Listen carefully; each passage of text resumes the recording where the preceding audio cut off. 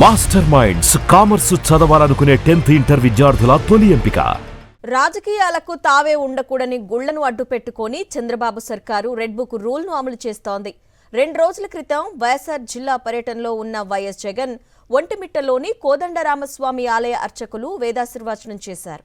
దీనిపై వివరణ కోరుతూ కూటమి ప్రభుత్వం టీటీడీ ద్వారా షోకాజు నోటీసులు ఇప్పించడం కలకలం రేపింది.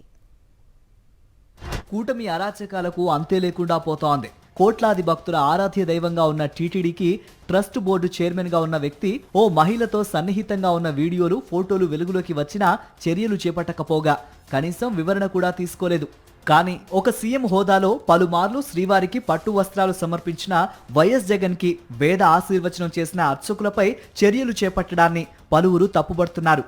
తిరుమల కేంద్రంగా ముఖ్యమంత్రి అండ్ కో ఇటీవల కాలంలో ప్రతిపక్షాన్ని టార్గెట్ చేసుకుంటూ శ్రీవారి పవిత్రతను సైతం దెబ్బతీసేలా పలు సందర్భాల్లో ఆరోపణలు చేసింది. ఇందుకు కొనసాగింపుగానే అర్చకులకు నోటీసులు ఇచ్చినట్లు చర్చ సాగుతోంది. ఇటీవలి కాలంలో మంత్రులు, ఎమ్మెల్యేలు కొత్తగా కార్యాలయంలోకి ప్రవేశించే సమయంలో టీటీడీ సహా వివిధ ఆలయాల నుంచి వేద పండితులు వచ్చి ఆశీర్వచనం అందజేయటం పరిపాటిగా మారింది. నియోజకవర్గ, మండల స్థాయి అధికార పార్టీ నాయకులు కూడా తమ రాజకీయ, వ్యక్తిగత అవసరాల కోసం ఆలయ అర్చకులను ఉపయోగించుకుంటున్నారు. ఇటీవల రాజంపేట నియోజకవర్గంలో ఓ మండల టీడీపీ నేత అనుచరులు ఒక ఎస్సీ యువకుడిపై దాడి చేశారు. ఆ కేసు నుంచి తప్పించుకునేందుకు రాజంపేట నియోజకవర్గ టీడీపీ ఇన్ఛార్జ్ తమ్ముడు, టీడీపీ నేతలు ఒంటిమిట్ట ఆలయ అర్చకులను కర్నూలు జిల్లాలో పోలీసు ఉన్నతాధికారి ఆఫీసుకు తీసుకెళ్లి వేద ఆశీర్వచనం చేయించారు.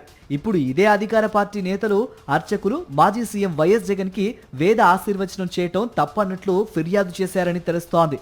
దీనిపై కనీస ఆలోచన లేకుండా టీటీడీ పెద్దలు అర్చకులకు నోటీసులతో ఇబ్బంది పెట్టడాన్ని పలువురు తప్పుబడుతున్నారు.